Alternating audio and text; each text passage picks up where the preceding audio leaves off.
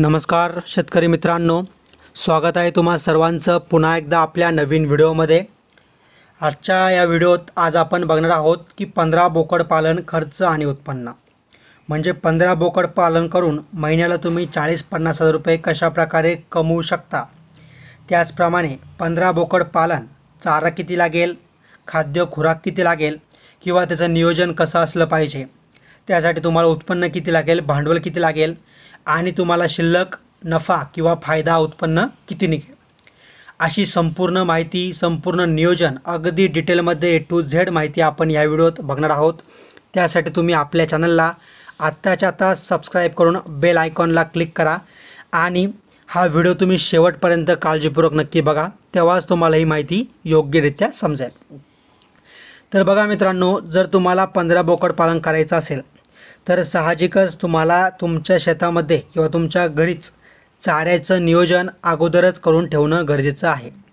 कारण की बरेच लोक तुम्हाला हा पॉईंट सांगत नाही, पण बघा तुम्हाला जर बोकड पालन किंवा शेळी पालन करायचं असेल तर तुम्हाला 3-4 महिने अगोदर तुमच्या शेतामध्ये चाऱ्याची लागवड करून ठेवणं अतिशय गरजेचं आहे, तेव्हाच तुम्हाला या ठिकाणी जास्त फायदा होऊ शकतो। जर तुम्हाला विकत चारा आणून द्यायचा असेल तर तुम्हाला या ठिकाणी चाऱ्याचा खर्च वेगळा लागू शकतो, बरोबर। आणि जर तुमचा घरगुती चारा असेल तर या ठिकाणी तुम्हाला खूप मोठ्या प्रमाणात फायदा होऊ शकतो। आता जर तुम्ही 15 बोकड पालन करणार असाल तर तुम्हाला साहजिकच 1 एकरच्या आसपास किंवा त्यापेक्षा जास्त क्षेत्रामध्ये किंवा जागेमध्ये चारा लागवड करणं गरजेचं आहे। आता चारा लागवड करायची म्हणल्यावर काय करायचं, तर त्यामध्ये तुम्ही नेपियर घास असेल, मका असेल, त्याचप्रमाणे गवत असेल, सोबतच हातगा असेल, शौरी असेल, सुबाबळा असेल किंवा मेथी घास असेल, असे अनेक प्रकारचे तुम्ही वेगवेगळे चारा पिकं घ्या, बरोबर। आणि त्यानंतर या ठिकाणी 3-4 महिन्यानंतर लागवड केल्यानंतर मगच तुम्ही बोकड पालन करायचा प्लॅनिंग करा। आता ज्या वेळेस तुम्ही बोकड पालन करणार आहेत तर त्यावेळेस तुम्हाला भांडवल किती लागेल। आता बघा तुम्हाला काय करायचं आहे, 1-2 महिन्याचं बोकड खरेदी करायचं आहे, जे की तुम्हाला 2 ते 3 हजार रुपयाला एक याप्रमाणे भेटेल। आता 2 ते 3 हजारला तुम्हाला एक बोकड भेटलं तर तुम्हाला 15 बोकड आणण्यासाठी 45 हजार रुपयाच्या आसपास खर्च येईल। आता हे बोकड तुम्हाला खरेदी कुठून करायचे आहेत, तर तुम्ही तुमच्या जवळच्या मार्केटमध्ये आजूबाजूला फिरा, माहिती काढा, व्यापारी शोधा। शक्य तुम्ही व्यापाऱ्याकडून नका घेऊ, तुम्ही डायरेक्ट थेट शेतकऱ्याकडून घ्या। तुम्ही आजूबाजूच्या 10 गावामध्ये फिरलात तर तुम्हाला नक्की माहिती होईल की कोणाकोणाकडे शेळ्या आहेत, त्यांना तुम्ही नंबर द्या आणि 1-2 महिन्याचे बोकड झाले की तुम्ही या ठिकाणी त्यांच्याकडून घेऊन टाका। आता एक बोकड तुम्हाला 3 हजारला जरी आपण पकडलं तर अशा प्रकारे तुम्हाला 15 बोकड घेण्यासाठी 45 हजार रुपये खर्च आला आहे। आता 45 हजार रुपये खर्च आला, त्यानंतर तुम्हाला काय करायचं आहे, हे बोकड खरेदी केल्यानंतर तुम्हाला इथून पुढं 4 महिने त्यांना सांभाळायचं आहे। आता 4 महिने सांभाळताना तुम्हाला त्यांना चारा द्यायचा आहे, हिरवा चारा द्या, सुका चारा द्या, त्याचप्रमाणे त्यांना औषधं, वॅक्सिनेशन वेळच्या वेळी करा।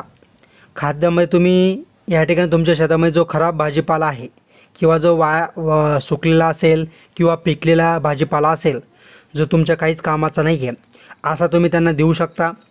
सोबतच तुम्ही टाईम त्यांना लसीकरण औषध देत जा, म्हणजे तुमच्या ज्या बोकडांना आजार कमी होतील, आजारी कमी पडतील आणि त्यांचं वजन या ठिकाणी लवकरात लवकर वाढेल।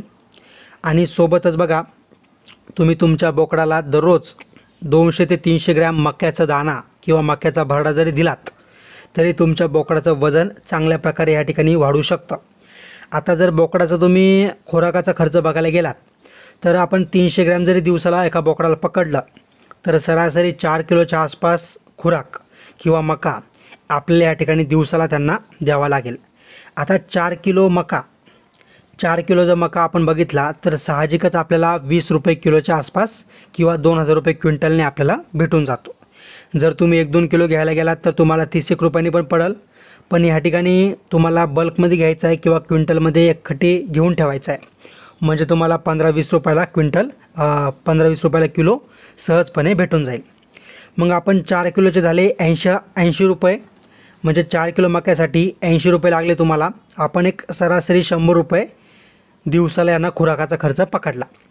जर 100 रुपये खुराकाचा खर्च पकडला तर 4 महिन्याचा खर्च किती होईल, 4 महिन्यात असतात 120 दिवस आणि 120 गुणिले 100 अशा प्रकारे आपल्याला 12,000 रुपये यांच्या खुराकाचा खर्च आला। आता जर 12,000 रुपये खुराक खर्च आला आणि त्यानंतर जर आपण यांना औषधं दिले, डॉक्टर आणला, लसीकरण केलं, तर त्यासाठी आपल्याला एक सरासरी आपल्याला किती खर्च येईल? तर या ठिकाणी 15,000च्या आसपास आपल्याला लसीकरण असेल किंवा डॉक्टर खर्च येऊन जाईल। आता आपण औषधं पण दिले, खुराक पण दिला, चारा पण दिला, त्यानंतर आपल्याला आपल्या शेडमध्ये लाईट लावावं लागत असेल, त्याचप्रमाणे आपल्याला टेम्परेचर कंट्रोल करायला लागत असेल आणि आपल्याला जे छोटे मोठे खर्च असेल, जसं की आपल्या गाडीतलं पेट्रोल असेल, ताडपत्री फाटली, बल्ब खराब झाला किंवा आपल्याला छोटे मोठे नळी खराब झाली पाण्याची, असे छोटे मोठे जे खर्च असतात आपले, किंवा साफसफाईसाठी आपला खराटा असतो, वायपर असतात, असा संपूर्ण जो खर्च आहे तो आपण या ठिकाणी 15,000 रुपये पकडला। म्हणजे बघा, 15,000 डॉक्टर औषधं, 15,000 सर्व खर्च आणि 12,000 रुपये खुराक खर्च, असा संपूर्ण जो आपल्याला खर्च झाला आहे तो झाला आहे 42,000 रुपये। आता 42,000 रुपये आपल्याला टोटल खर्च आला। त्यानंतर आपले जे बोकड आहेत हे 4 महिन्यामध्ये अतिशय चांगल्या प्रकारे उत्तम दर्जाने यांचं वजन वाढलेलं आहे। आपण जर संपूर्ण 100% नियोजन हे चांगल्या प्रकारे जर करत असाल तर नक्कीच आपल्या बोकडाचं वजन चांगल्या प्रकारे वाढेल, त्याचं या ठिकाणी चांगली किंमत आपल्याला या ठिकाणी भेटून जाईल।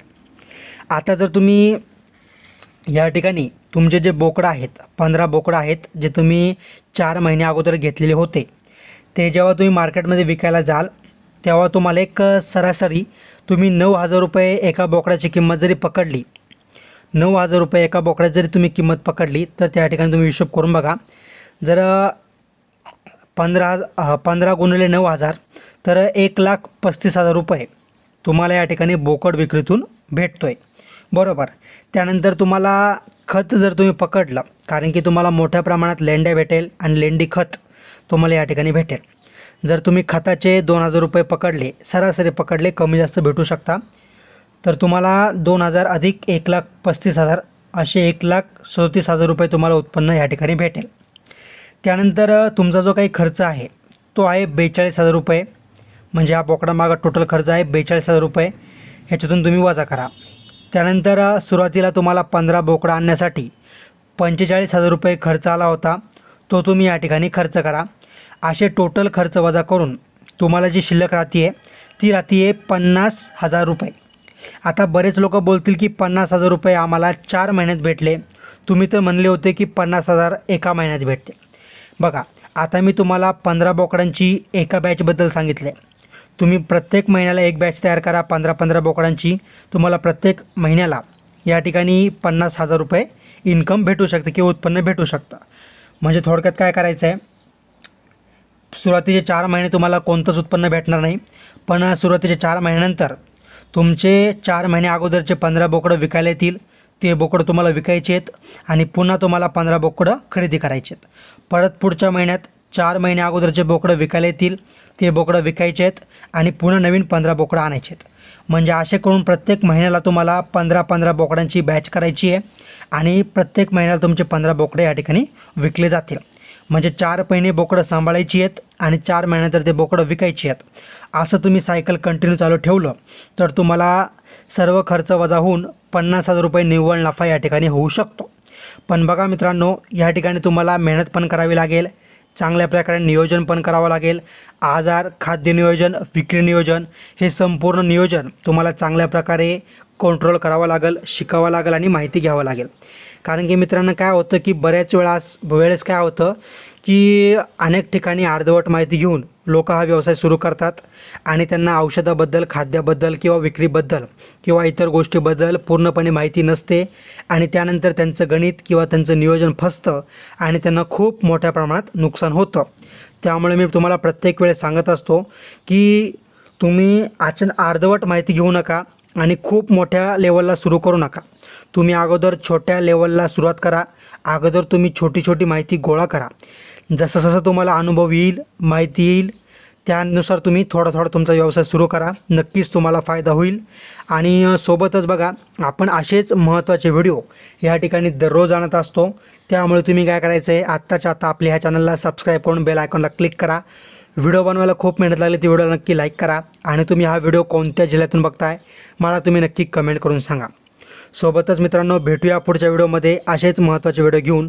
त्यामुळे तुम्ही आपल्या चॅनलशी कनेक्ट राहा आणि आपले व्हिडिओ दररोज नक्की बघत राहा.